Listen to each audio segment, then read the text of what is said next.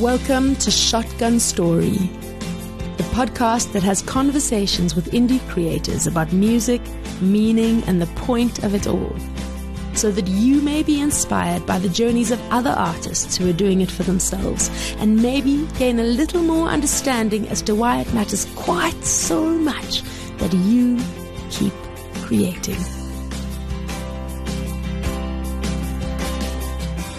Lindo M is a singer-songwriter from Johannesburg, South Africa. Unencumbered by the idea of genre, Lindo focuses on feeling and authenticity, and is driven to create music that not only speaks for itself, but that can also speak for others. And he's in studio with me. Hi, Lindo. Hi. How's it going? Good. Thank you for coming in. Thank you for having me. First time doing a podcast. So, really? Yes. Oh. Fantastic. I'm glad it's me. I'm glad it's you. Yeah. So tell me, music. Yes. Why? What drew you here? Yo, I feel like I asked myself that question. It's one of those things that I keep saying that sometimes something chooses you and you don't necessarily have a choice. A lot of the times I find myself thinking, I wish I didn't want to, but I have to. Yep. You know, but yeah, it's one of those I have to things. It isn't really something that I chose. Yeah. It happened to me and now I'm here. And what is your musical background? Were you self-taught or did you study? Self-taught, and then I did a year at Wits. It was in 2015, so right in the thick of Fees Must Fall. So that was fun. That was so much fun. Yeah. And then after that year, I had to drop out. Okay. And from there on, I just played gigs, did my thing. Bob's your uncle. Wonderful. And your parents into music? Yes. Historically, I think my granddad was in a band. I'm not sure. I remember stories from when I was younger. He told me stories about when he was in a band. And my grandfather's brother-in-law, he is a saxophonist.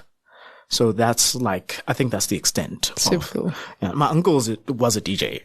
And at some point he was a rapper. Yeah, fabulous. Yeah, it's just one of those little tidbits here and there, but nothing quite like what I'm doing, unfortunately. And you're a full-time musician. I am. And you are making things happen for yourself. You are totally DIY, independent. Oh, yeah. Let's talk about that. So it's a little tough being independent, but it's also tough like trying to get someone to back you, you know. So I think it came from the necessity of putting something out, of actually working. So everything I do, I kind of do with my friends. I work a lot with my friend Rob Storm or Kid Neko. He used to play drums for me for Broadway, for New Academics, all these incredible bands. And now he produces, and we work on a lot of music together. And yeah, just sharing a vision with that guy is like, it's like thinking out loud. Yeah. You know what I mean? Yeah. I just put something down and then he understands it and like we work on it together, and the idea just sort of like grows into something that I didn't imagine, but like I couldn't imagine it any better, you know? So it came from that. And actually I also work with a friend of mine, Kyle September, and we run like a booking agency kinda. We book shows and we do corporates and we hire gear, all these really the boring part of the music industry. Essential stuff that people don't see. Yeah, exactly. So we do all of that as well. And yeah, our company is called Takeover Entertainment. Started during lockdown as a way to do something because we had nothing to do. So we started streaming on Facebook and we made this company Takeover Entertainment. And recently we started booking shows and it's been busy. Good. Yeah. That's wonderful. It's been interesting. I mean, I see you playing kind of everywhere on the scene. I'm trying. I really am. I wish there was more places to play with bands. But I really am trying to play everywhere. I'm trying to make more spaces for people to play. That's like my number one mission. If we could find a space where we know that, say, every Friday or every Saturday, if you walk into this venue, You'll find live music. That will be, amazing. That's the dream. But until then, yeah, I mean, actually, maybe you're a great person to talk to about the Joburg scene because you're on it and you're making things happen. And I find that a lot of people call me from outside Joburg to say, where is there to play in Joburg? We're trying to book a tour. Yeah. And they're coming from Cape Town, where there are some great venues operational in Cape Town. And there's a place, I'm sure you know, the House of Machines. Yeah. And they have live music pretty much almost every night. I don't think on a Monday. Oh, wow. Yeah. You know, that's rare. No, and you go onto their Instagram stories and you can click through and they tell you who's playing every night that week. That's amazing. It's amazing. That is absolutely amazing. That's so rare. I don't think we even have it here. No. I think we have it. Sonage has, I think from Wednesday they have music, but every day with the exception of Monday.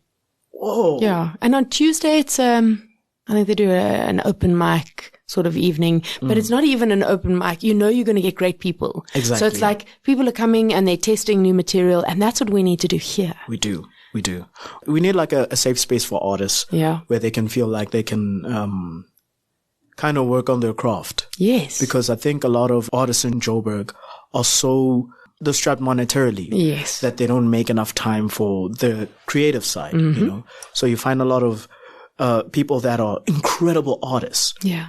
In a corner of a restaurant playing covers. Yes. And we don't make space for artistry. We don't make space for all of that. And it's just, Totally. And I suppose in Joburg here, part of the challenge is that dance music, rock bands, punk, those seem to be better supported than singer-songwriters. Yeah, that's true. I think mostly dance music. And singer-songwriters are kind of like relegated to this position of background music, you know? And I don't know, I miss the days of being able to come into a room and find a person on a stool with a guitar, doing a thing. And doing original things. You know? Yeah. It's so rare now. That's wild. That it kind of makes me sad. Like we don't even have a day. We don't even have like a Thursday where you can walk into a venue and be like, oh yeah, of course it's happening at wherever. Yeah. Well, I can hear you already doing it, but we must do it. Let's do it. Let's create a scene in Joburg. Of course. Okay, good. Yeah. Lindo's the guy to follow, guys. He's on it. I hope so. So 3 to 5 highlights of your music career so far. 3 to 5 highlights. Oh, I already have one. Tell me. This year, I played the Splashing Main Stage. Oh my gosh, amazing. That is a huge highlight. I had the most incredible time. It was one of those things where, you know, you expect to be nervous. But as soon as like I got up there, it was just like, it almost feels like, it was a dream, you know, and it kind of like, it ended as quickly as it started. And that's the only thing that sucks is that you can't really like grab it. You can't put it like, you can't put it in your pocket, you know? No, it's over. It's in over moments, before you know it. Yeah. Did you play full band? I played full band. Amazing. I played, here's another thing with my band. There's quite a few of us. Yeah. So we don't really get big enough stages. For the first time, I had a stage that could fit my band like comfortably. So when you say quite a few of you, how many of you? 8 of us. Oh my gosh. Tell me your lineup. There's you and you sing and? I sing and play guitar. Yeah. And Atingaba on trombone. There's Godfrey, whose surname I've forgotten. I know we call him Bravo. Godfrey is on saxophone. Oh. There is Matthew Chadwick, my guitarist. There's Luke Wolfkoot on bass. There is Dean Barrett on keys.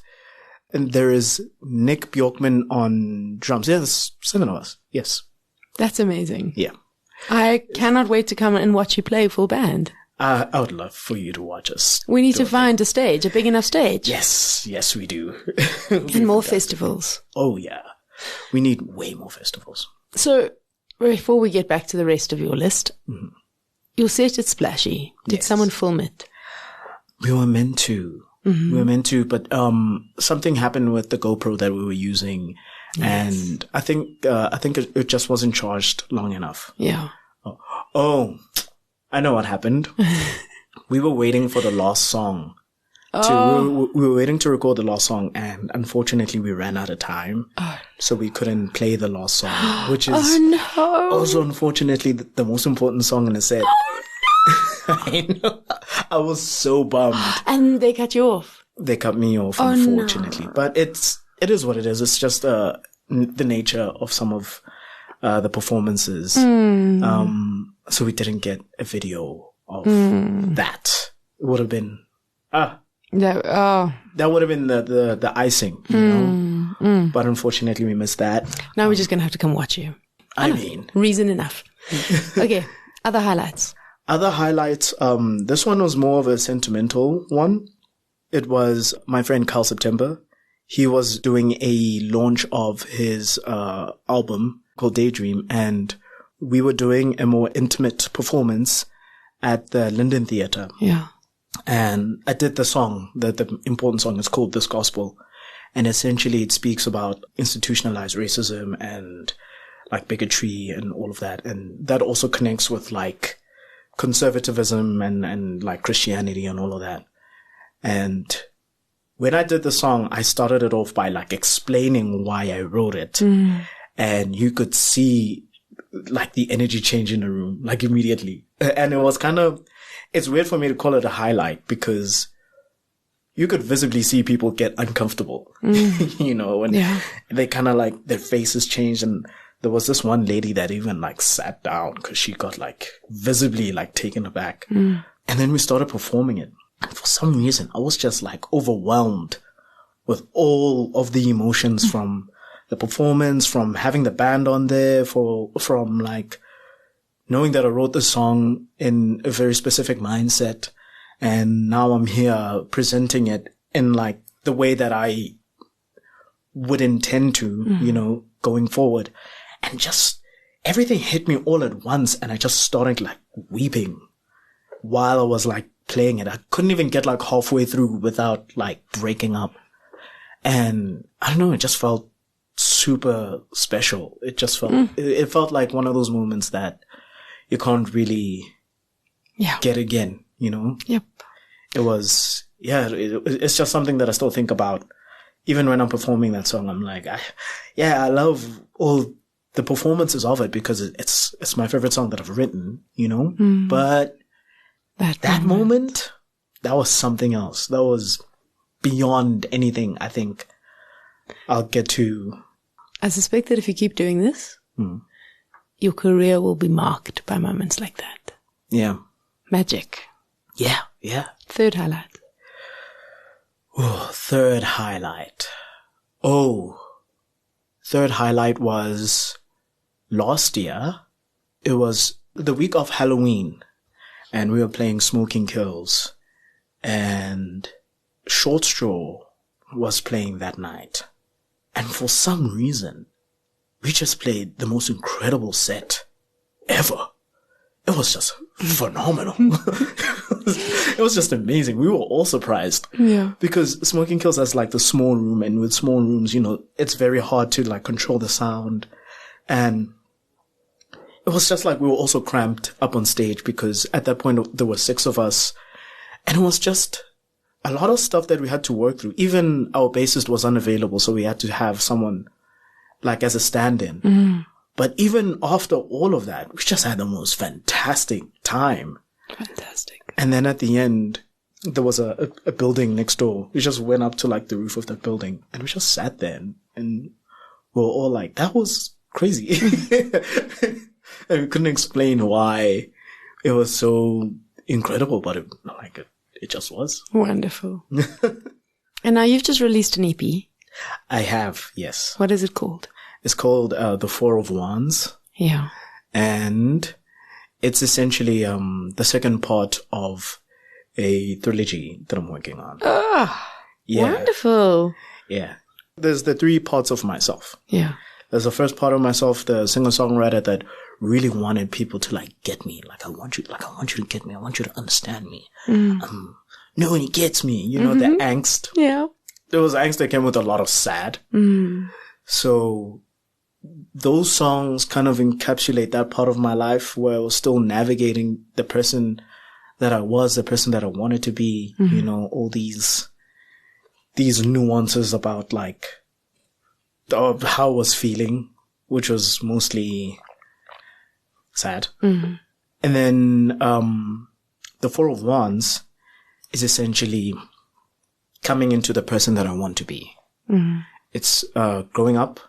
It's celebrating who I am. It's being excited for growth, you know, and it's about like basically pushing through those growing pains and being like, yeah, no, there's far more to explore. Yeah. You know. And then the third one, which I need to get on, that's going to be about essentially extending myself. Yeah. Going beyond the person that I want to be. Discovering what else I could learn. Discovering what else I could teach. You know, being more than just a person that writes songs. Yeah. You know, I feel like, especially in South Africa, there's a lot of music that's there for the sake of music. Like it's there because we are writing songs. And it kind of bums me out that there was this rich culture of like protest music and this rich culture of like music with a ton of like messaging that's just sort of evaporated. Yeah.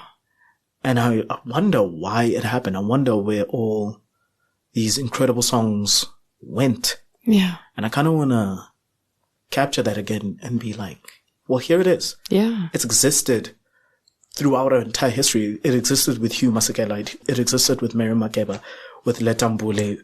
If you look back into South Africa's music history, you find that there's a ton of music that speaks for people. And we're just not doing it anymore. Yeah. And it's like, it's 2023. There's a lot to say. Yeah. If you haven't seen the world, if you haven't scrolled through social media and looked at the hellscape that we're living in, there's a whole lot to say. But we're just not, for some reason. Yep. And we're the artists. We're distracted by load shedding. Load shedding and memes. Yeah. Those are the two things. I just wish people had that, you know, that fire in their belly. They just wanted to be visibly angry, you know. But I think maybe it's a symptom of just of how long we've been angry. Maybe. Because maybe these years of anger has led us to like, I don't want to say apathy, but no, really sad. I mean, if I think about it on a physiological level, when you go through periods of stress, for a sustained amount of time, it becomes chronic stress. Yeah. And now your adrenal system eventually taps out. Yeah. And says, I've got nothing left, because you're pushing and you're pushing and you're pushing and you're pushing and then you have nothing. How many second and third wins you can have, I don't know. Exactly. Yeah. And I think it causes massive internal physiological damage anyway, but I can imagine that for the music and for the protest songs, everyone's tired. Yeah. Yeah. But they follow their artists, and that's an artist's job, is to lead the way. Exactly. If it isn't us, then who's it going to be? No, it's your job to grapple with things, the things that people are uncomfortable, as you saw in those shows. People get uncomfortable, and that's maybe sometimes the first step to healing. Yeah. Discomfort, seeing it, you know? Yeah. And kind of like sitting in it for a while, because we spend a lot of time trying not to think about it, trying to pretend like it's not a thing, like it doesn't exist, like it's intangible. When it's very much there. It's right in front of us.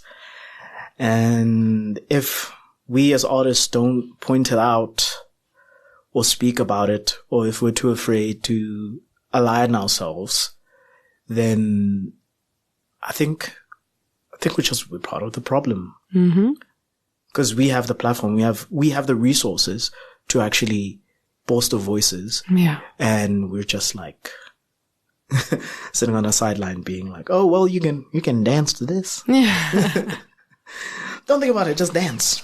Yeah. Yeah. And I suppose Joburg is tough, so people like to dance rather than think. Yeah.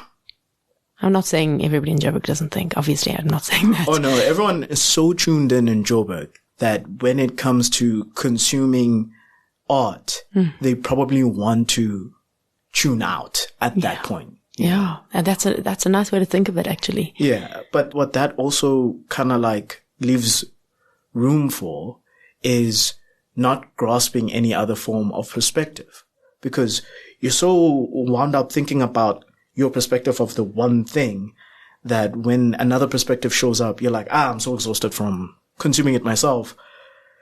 Even if someone else is like speaking about it, I kind of want to like take a break. Yeah. But I think it's also important to make room for other perspectives. I think it's important to make room for other voices, even if they sound like your own. Yeah. You know? Just give room, let everyone speak, and then let's go dance. 100%. Now, your songwriting process, let's say you're writing one of these songs. How does it come to you, and how do you evolve it musically into what it eventually becomes on an EP? So my songwriting process is kind of all over the show. I think I heard John Mayer speak about this concept of like using the musical Ouija board. So it's kind of like finding a phrase or finding like something on an instrument and then playing that, and then finding like a rhythmic or melodical phrase and sticking with it until something comes around. A lot of the time it's that. A lot of the time it's just like essentially grasping into like from the air, like grabbing things from thin air and trying to fit them in, seeing what works, seeing what doesn't, you know. But when it comes to songs like This Gospel, that song, I don't know what happened actually. It all came out as it is, you know. And I wrote the lyrics first before I wrote the music, and I never do that. I've never done that since. I don't know, I find it too hard.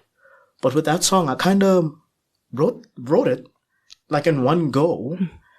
And then I grabbed the guitar, and there was an arrangement of a song that I used to use. I used to use the arrangement to play a cover of a song. It isn't the original arrangement. It's something I came up with.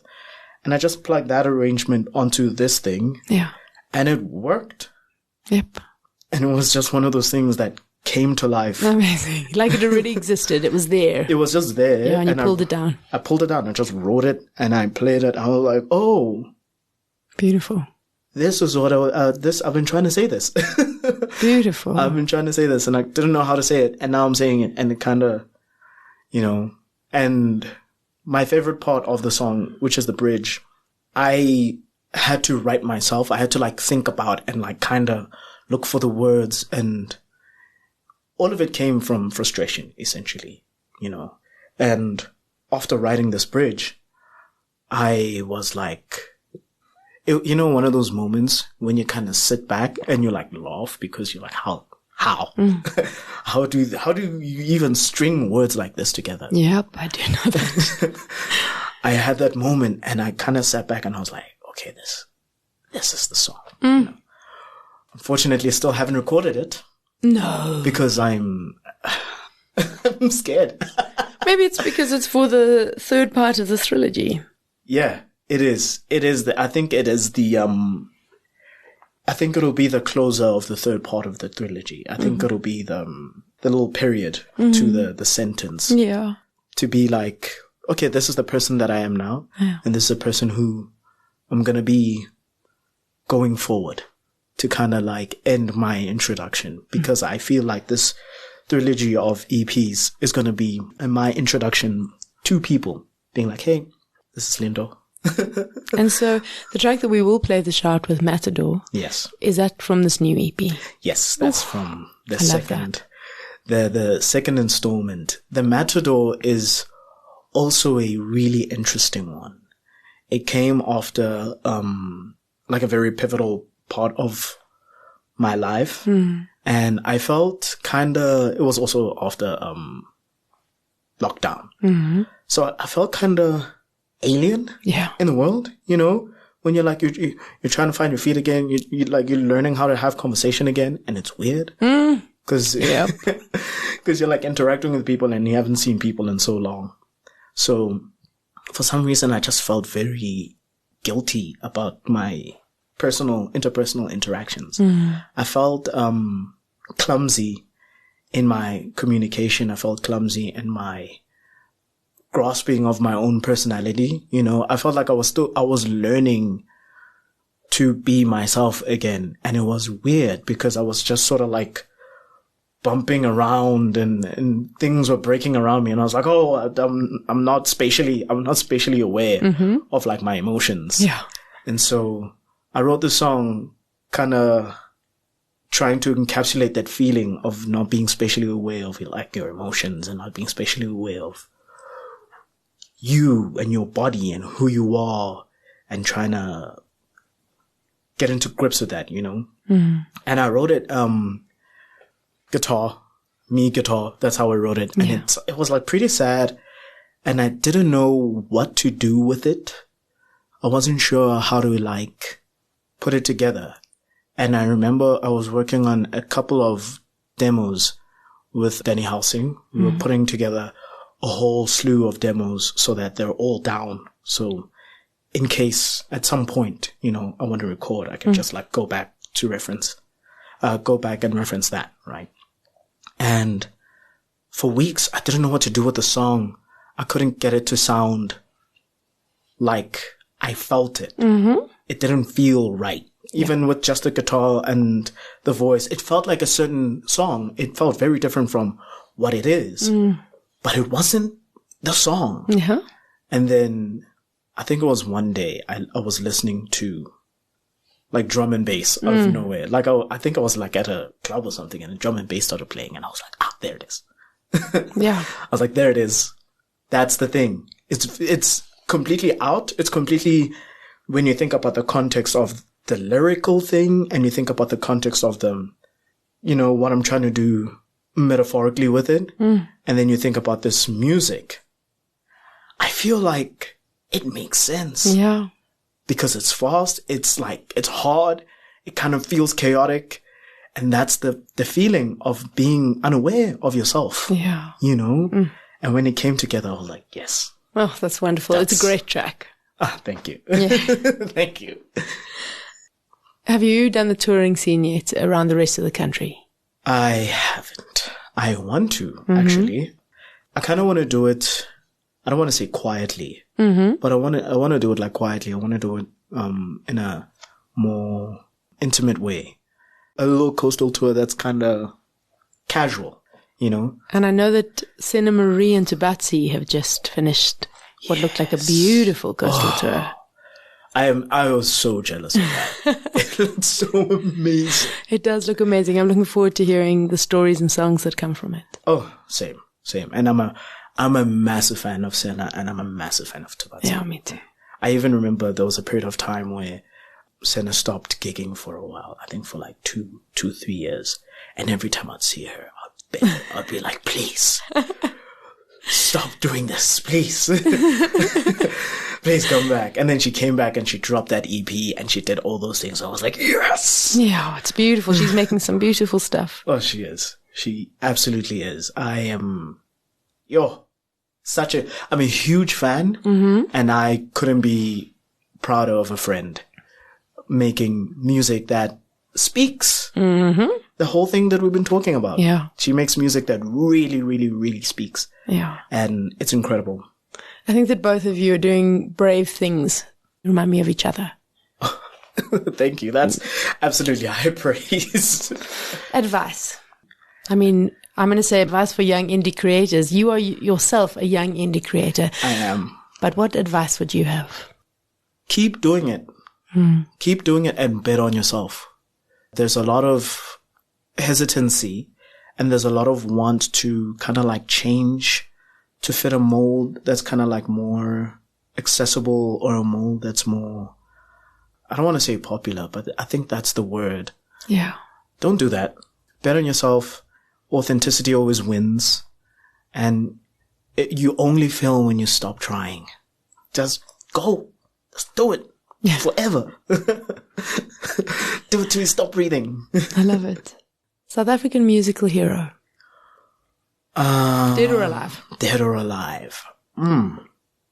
It's a bit of a toss-up between three. Tell me. It's a bit of a toss-up between Brenda Fassie, Lebo Mathosa, and Thandiswa Mazwai. Three incredible female artists. I can't even explain how large and how vast their voices are. And they all speak, especially Thandiswa. Thandiswa Mazwai is the reason why I came to be inspired to write music that speaks for people and speaks truth to power and speaks truth to establishment. She's punk. It's one of the, when I think about that, I think about punk music. Yeah. I think about the true protest music, the true anti-establishment, anti-fascist, the real, pushback to oppression. That's what I think about. Yeah. She's punk and I love her for it. And she's an inspiration. Amazing. Along with Lebo and Brenda. Brenda Fassie wrote the greatest song in South African history in my mind. And that's Weekend Special. Musically, amazing. That is how? Yeah.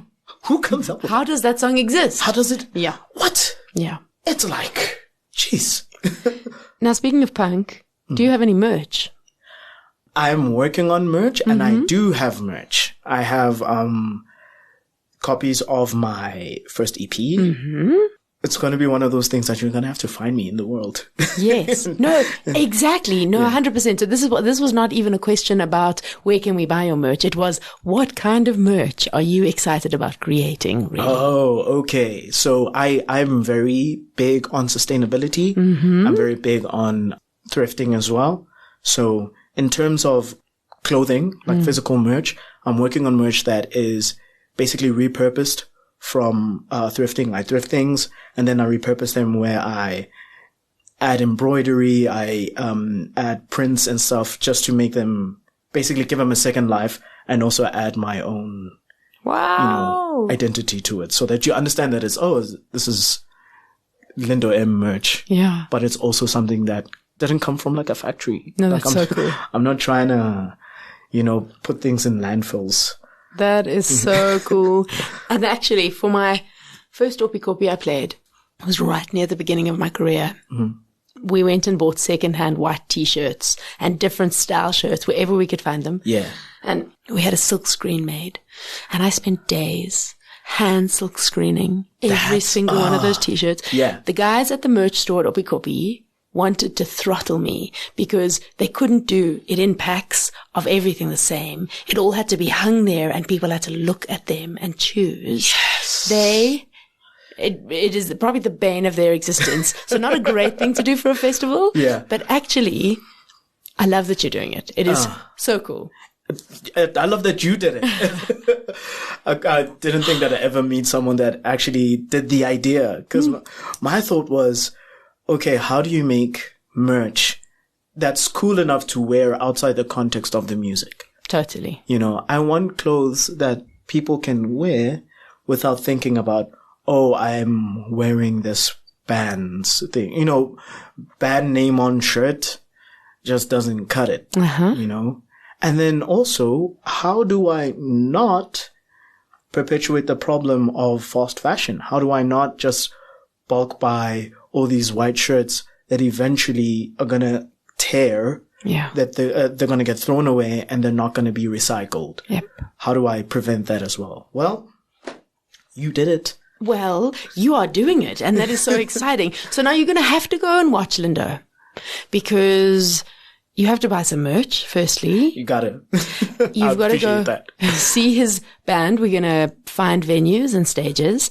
And You're going to follow him on social media. What is a social media link? Just the one that you most use. Probably Instagram. Mm-hmm. It's at acoustic Lindo M.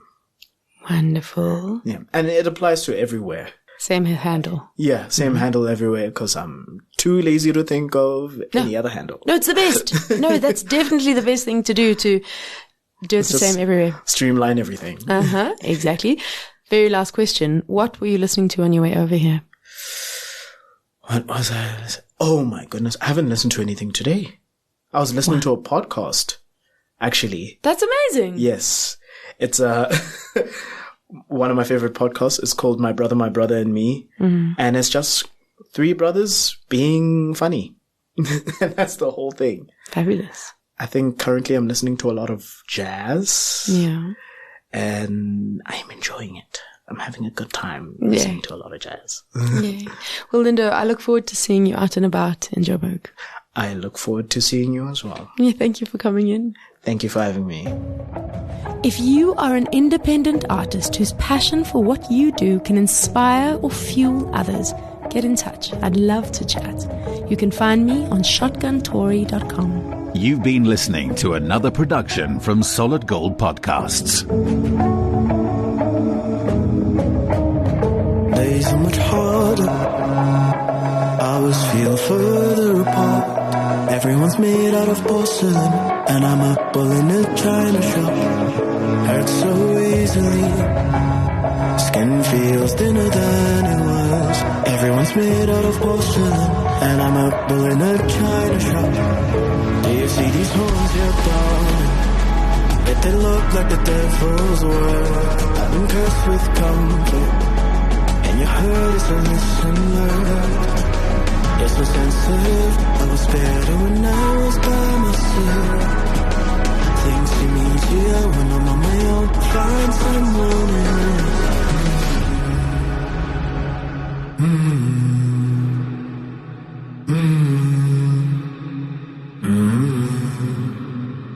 Everything goes red. Who's the matador? Do I tackle everybody? Hope I fall on to put it on myself. I hurt everyone. Now you've got someone to blame. Am I just a thorn out done? But you wish I was never gone. Well, of course I'm harmless. I just think I was crying for. I'm so sensitive. I'll get over it. Fighting pound for pound. It gets heavier with every other hit. I won't last this round.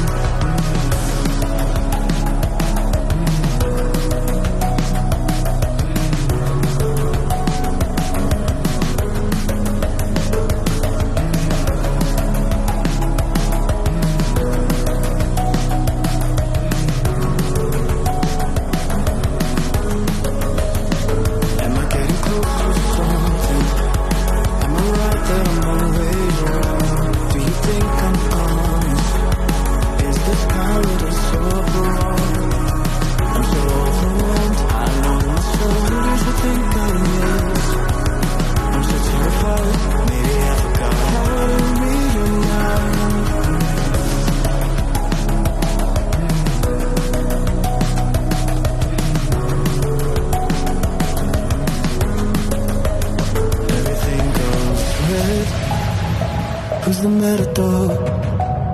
Everybody's made out of porcelain, and I'm a bull in a china shop.